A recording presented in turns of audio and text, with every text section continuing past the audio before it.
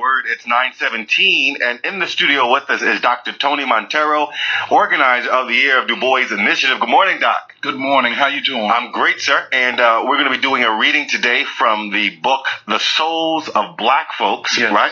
I'll let you introduce why you decided you wanted to read this book, and then on the other side of the break, we'll get into the reading and the discussion. But just introduce the text and why you decided to pick this one for today. Definitely. Well, thanks a lot for having me. Of course. You know, this is Du Bois's probably his most well-known work, The Souls of Black Folk. It's published in 1903.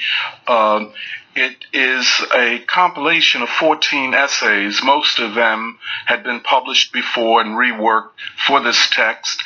Last week we read from the Philadelphia Negro, which was sociology or social science, and this book is published in 1903. A lot of things that happened in the life of the country and in Du Bois's personal life. 1903. 1903. This is about 6-7 years after the Philadelphia Negro. Well, it's actually 4 years after the Philadelphia Negro was published in 1899. Right, okay. And he had lost his son, his firstborn. There had been this spectacle lynching, a mob lynching of a black man in 1899 named Sam Hose, which was a traumatic experience for Du Bois because he was going downtown to the newspaper and he saw the hands and fingers and other body parts of this lynched man in the butcher shop. And he went home and wept. And he at that point realized that social science would not be enough. Discovering the truth would not When you say be enough to liberate black people? Precisely. Okay. Precisely. And he therefore...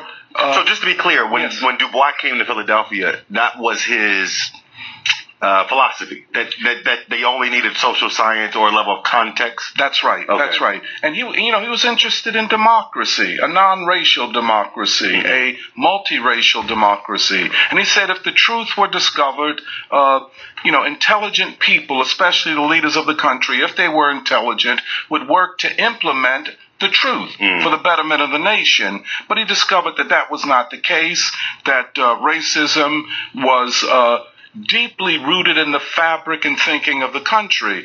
So in The Souls of Black Folk, we see a new Du Bois that reinvents himself, not just as a historian and not just as a sociologist, but as a philosopher. So he's thinking about knowledge, he's thinking about what the truth means, and he's thinking about things such as who are black people. So when he titles the book The Souls of Black People or Black Folk, when he talks about soul, what he's talking about is the essence of this people. We were being vilified in the press, in academic situations, in the churches, in everyday life by white people. It was being said that the problem that the nation had was the problem of black people. Black folk are a problem for the nation.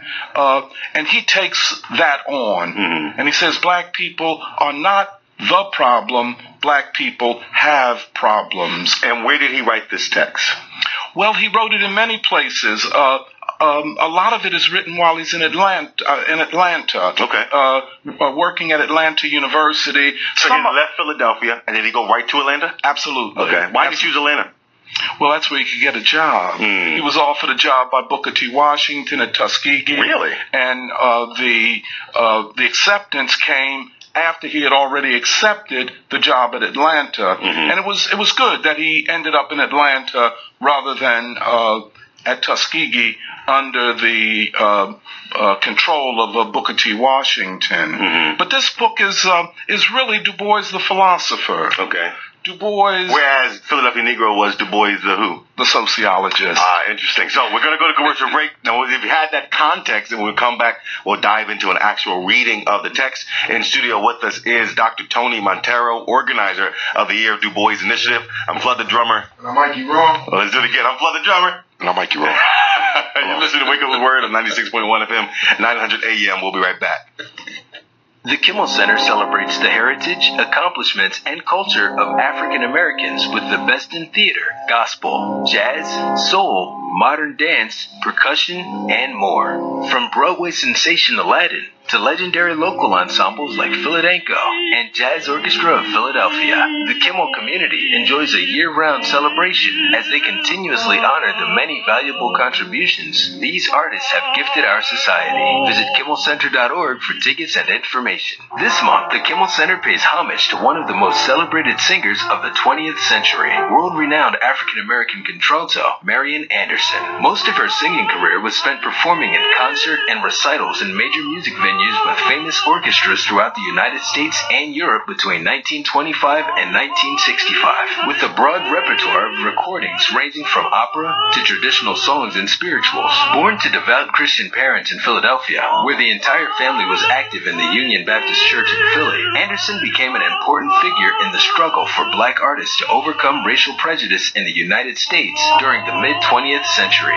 After refusal from the Daughters of the American Revolution to sing to an integrated audience in Constitution Hall, Anderson was placed into the spotlight and invited by First Lady Eleanor Roosevelt to perform the 1939 critically acclaimed concert on the steps of the Lincoln Memorial in Washington, D.C. She later became the first African American to perform with the Metropolitan Opera, in addition to singing for the inaugurations of Presidents Eisenhower and Kennedy. Active in the 1960s civil rights movement, Anderson actively gave benefit concerts for many organizations and later received the Presidential Medal of Freedom Award. Anderson became an ancestor in 1993 at the age of 96. This Black History Month spotlight was presented by the Kimmel Center for the Performing Arts. Visit KimmelCenter.org for information on upcoming events. The Mayor's Office of Education has announced the release of the 2018-2019 Philadelphia City Scholarship application. The Philadelphia City Scholarship Program awards scholarships to as many as 50 graduating high school seniors who are from Philadelphia and enroll in a 4-year bachelor degree program in Philadelphia, Bucks, Chester, Delaware, or Montgomery County. Awards are $1,000 for each academic year for 4 consecutive years. The deadline is February 24th, 2018. Contact 215-686-0333.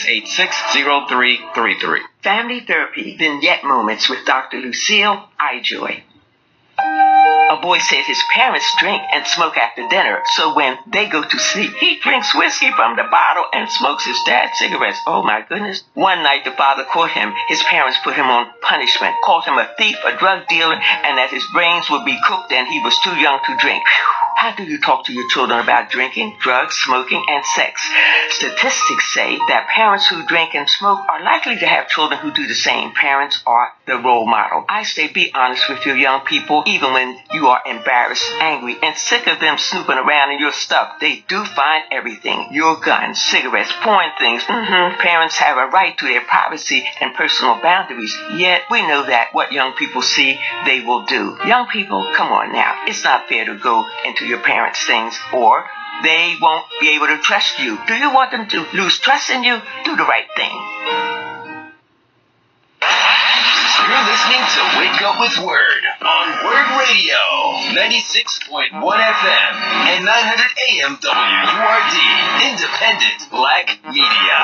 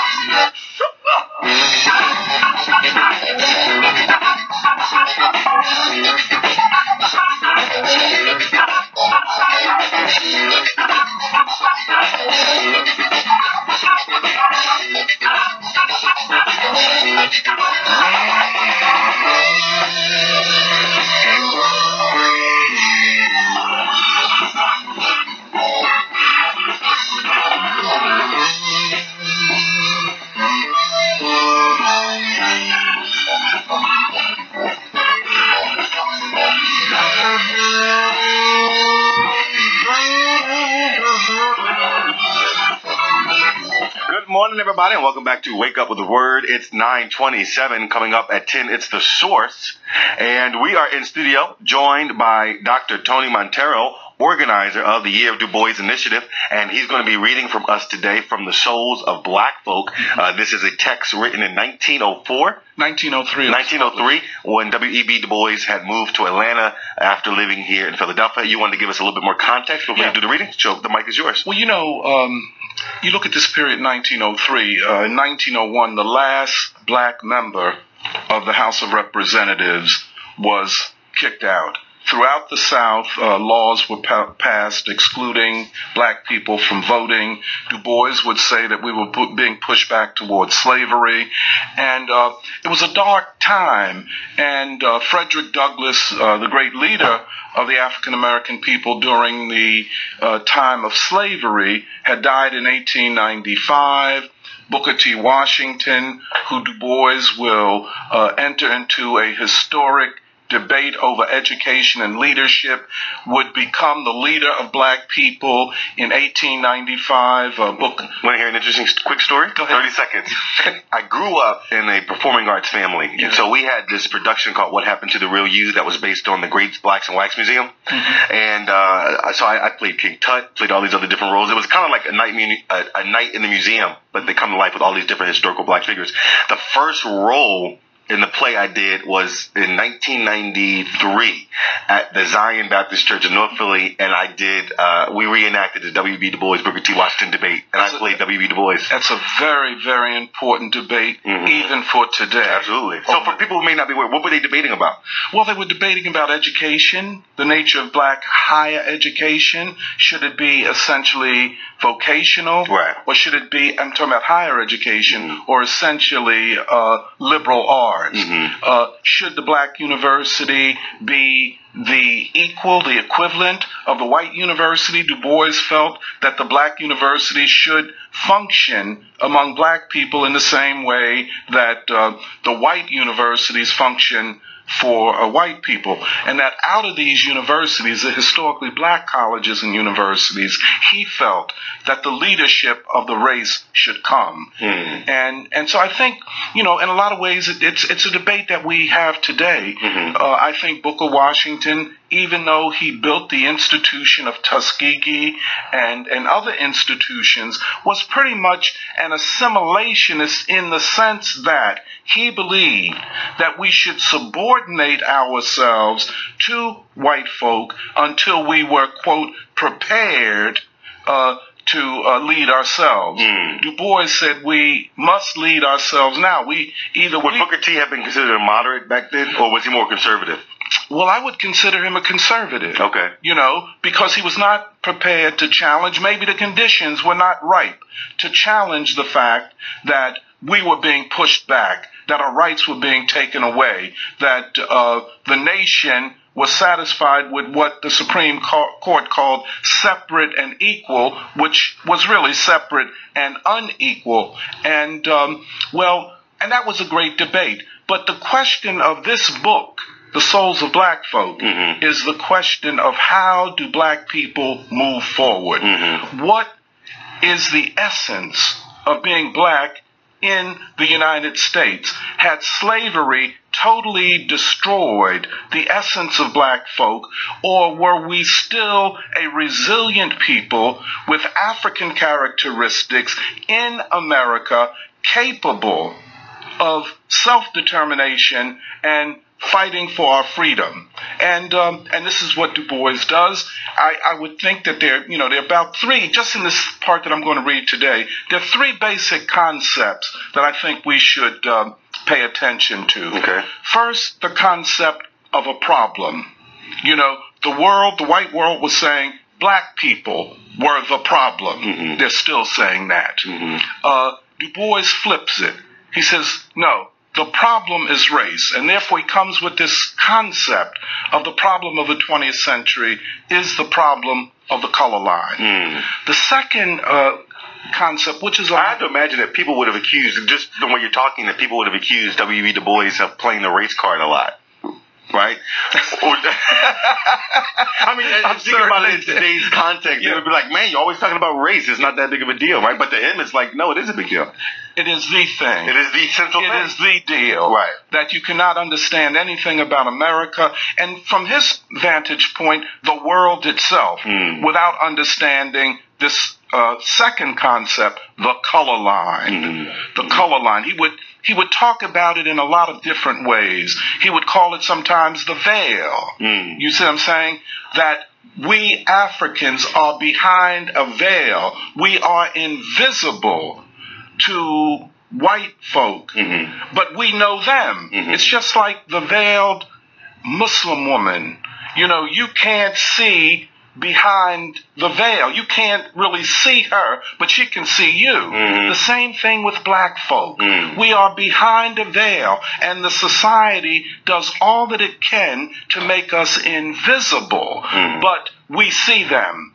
The third concept, which I think is quite important, is the idea of double consciousness, where he says that black folk see the world and themselves in twos, in a double consciousness.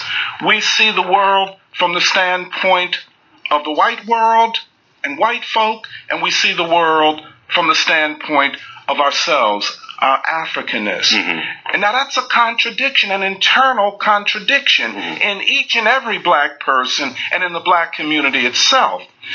And he says that, few groups of people could have survived this doubleness. So it's a psychological notion. At the same time, he said, to understand black behavior, black institutions, you have to understand this doubleness. And it kind of comes with the circumstance that we exist under. I don't know if this question has been asked of you on the air. I certainly don't know the answer. What was it about this gentleman, W.E.B. Du Bois, that has sparked your interest in such a way? I mean, because Ike jokes about it, but he says, man, Doc lights up when he talks about W.E.B. Du Bois. Yeah, Ike got it right. It's like I said at the Philadelphia Negro Past and Present event at the Barnes, I was asked that same question, and I came up and was mentored by people in the black left who themselves had been mentored by W.E.B. Du Bois. So 6 degrees of separation. Let's talk about 2 or 3, because. These were people who grew up in the Harlem Renaissance in the period of the 1930s, that period where Du Bois had kind of moved away from any hope in liberal American democracy or in the liberal white establishment making good on its promises to black people that went back to after the Civil War, et cetera, et cetera, et cetera. So they knew him. Was he more radicalized the older he got? Yep. Okay. That's what it sounds like. Yes, the older... Sounds like King, because King got frustrated with the white moderates and the do-gooders. You know what I mean? I think it's very similar. Okay. Very similar. And so I grew up hearing these people like William L. Patterson, his name might not be that well known, but he and Paul Robeson presented the first petition to the United Nations charging the U.S. government with the crime of genocide against African Americans. His wife, Louise Thompson Patterson, who was a writer and a colleague of Langston Hughes, and I'd always hear them talk, Dr. Du Bois, and how much they venerated him. And so I became interested in him then, and then I got involved in the anti-apartheid movement and working at the UN with the Special Committee Against Apartheid, and here I ran into a man from India who extolled Du Bois as this major figure in the African and Indian anti-colonial struggles. So that sparked my interest. I went to an African-American college, and we never talked about Du Bois. We never read him. That was, of course, the period of the Cold War, of McCarthyism.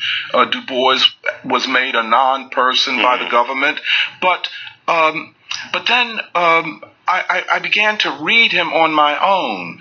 And the more I read, the more respect that I gained for him, and the more I understood that this man is not just a great African-American thinker, he is a consequential thinker in the modern epoch. And his thinking takes on global or universal significance, especially for the people struggling against colonialism and white supremacy. It's interesting that you speak about never learning about Du Bois in college. I never learned about Du Bois in school. Like, if it wasn't for the education that was reinforced in home and kind of how we prioritize black education and black culture, I don't think I would know who he is. Why is he not seen as a seminal piece of black thought?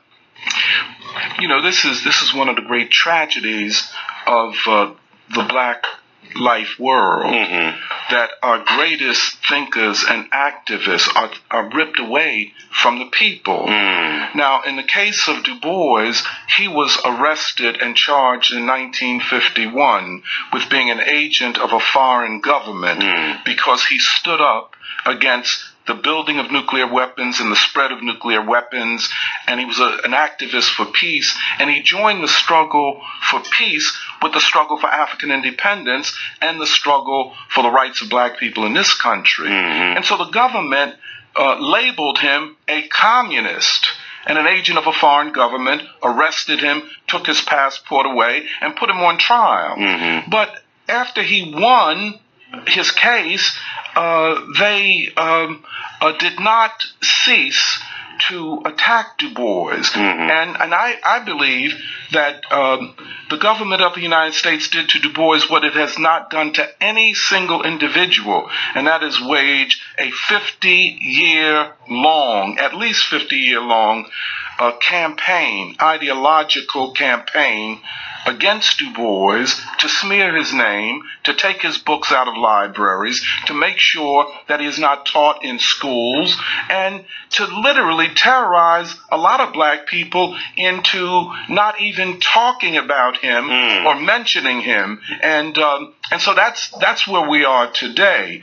Hopefully, with this 150th anniversary of his birth, at least in Philadelphia, we will reclaim him, reclaim his name, and reclaim his ideas for the struggle of black people for freedom. Nice. Maurice, I see you on the line. We're going to get you on the other side of the break. It's 9:39. We're going to go to break. We're going to go to break. When we come back on the other side, Maurice from Southwest has a question for you about Du Bois, and then we'll get into the reading, and then we'll be out of time. All right, you're listening to Wake Up with Word on 96.1 FM at 900 AM. We'll be right back.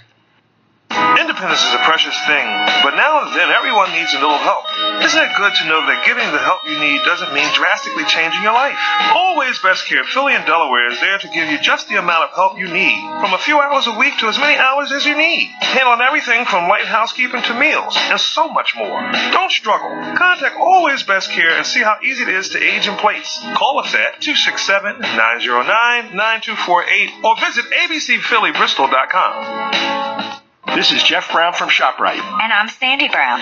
We have just expanded and renovated our ShopRite of Island Avenue. We've added a Brown Chef's Market, including a fabulous new hot bar. Choose from our juicy fire-grilled chicken to our fall-off-the-bone sticky ribs. We have Chinese, sushi, and amazing hoagies, too. And happy hour with live music. Join us at our ribbon cutting on February 9th at 10 a.m. You have to check out our new ShopRite at 2946 Island Avenue. Philadelphia is now the home of the World Champions. I'm so excited for the Eagles. Win today and live forever. Eagles all the way. I enjoyed every single moment of it. In celebration of the Eagles' historic victory, Word Radio wants to be sure that you're properly prepared for the big walk down Broad Street that was nearly 60 years in the making. That's why we're extending our exclusive 4-Word membership offer. When you start or renew your 4-Word membership between now and this Thursday, in addition to your 4-Word swag, you'll also receive a green Word Fly t-shirt absolutely free. Start or renew today by calling 215-425-7875 or visit wordradio.com. Already a member? Or do you just want to hit the parade in style? Purchase this limited edition t-shirt right now by dialing 215-425-7875.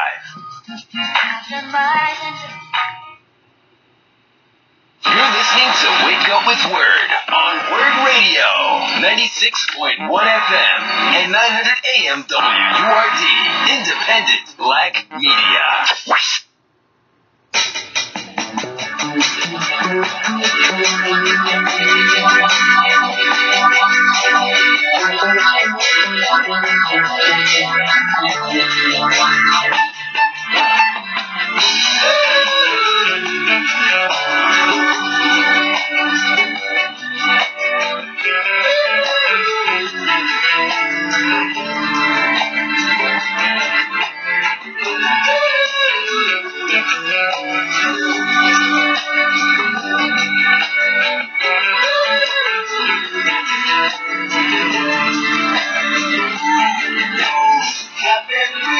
Good morning, everybody, and welcome back to Wake Up with Word. It's 9:42, and in studio with us is Dr. Tony Monteiro. He is the organizer of the Year of Bois initiative, and he is preparing to do a reading from The Soul of Black Folks. But first, Maurice from Southwest, you have a question for the doctor.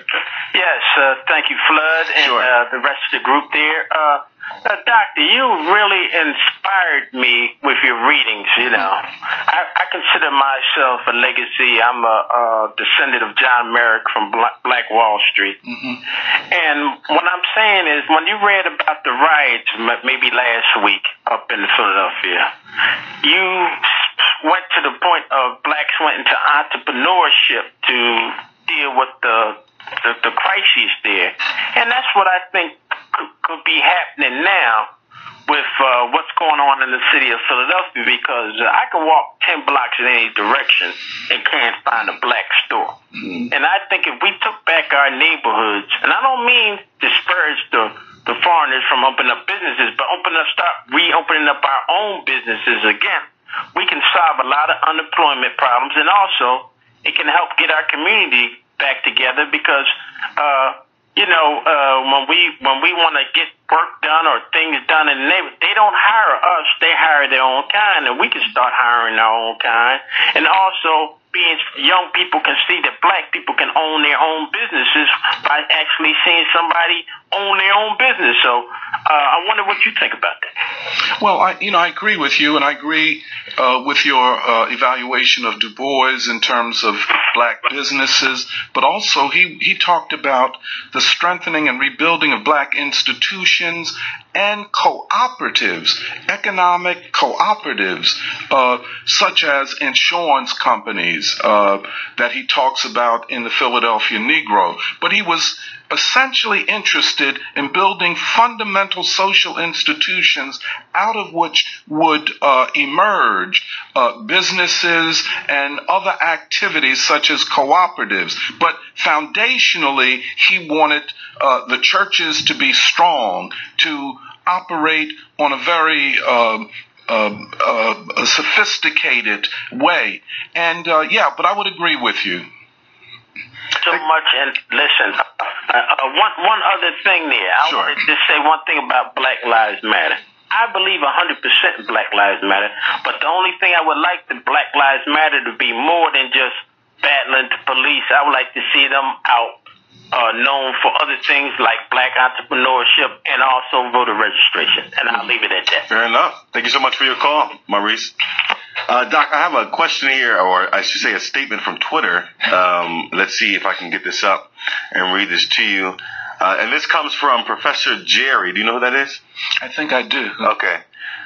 Sir, W.E.B. Du Bois was just another white man, or Rosa Parks. They were the red Negroes who were given the opportunities of that time. No, I don't know who he is. I don't know what to say about that. It doesn't make sense. Okay. So let's get into the reading. Okay. So you're going to be reading from The Soul of Black Folks? Souls of Black Folks. And this is the first chapter called Of Our Spiritual Strivings. Okay. And he says, between me and the other world, there is ever an unasked question, unasked by some through feelings of delicacy, by others through the difficulty of rightly framing it. All nevertheless flutter around it. They approach me in a half-hesitant sort of way, eye me curiously or compassionately, and then, instead of saying, directly, how does it feel to be a problem, they say, I know an excellent colored man in my town, or I fought in Mechanicsville during the Civil War, or do not these Southern outrages make your blood boil? At these I smile, or am interested, or reduce the boiling to a simmer, as the occasion may require. To the real question, how does it feel to be a problem, I seldom answer a word. And yet, being a problem is a strange experience, peculiar even for one who has never been anything else, save perhaps in babyhood and in Europe. It is in the early days of rollicking boyhood that the revelation first burst upon one, all in a day as it were. I remember well when the shadow swept across me. I was a little thing away up in the hills of New England, where the dark Housatonic winds between Hoosac and Taconic to the sea. In a wee wooden schoolhouse, something put it into the boys and girls' heads to buy gorgeous visiting cards, 10 cents a package, and exchange them.